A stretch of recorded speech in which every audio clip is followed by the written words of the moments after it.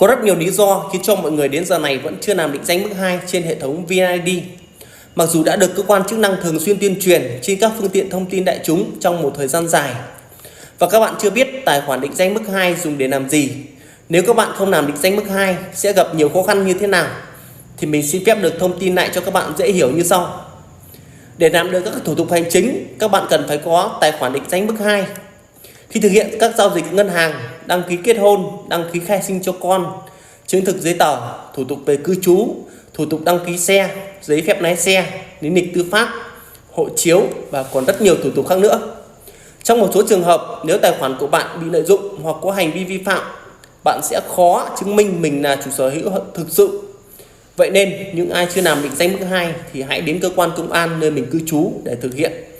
Các bạn xem được video nhớ để lại cho mình nút follow, chia sẻ để mình tiếp tục cập nhật những thông tin khác nữa. Xin chào.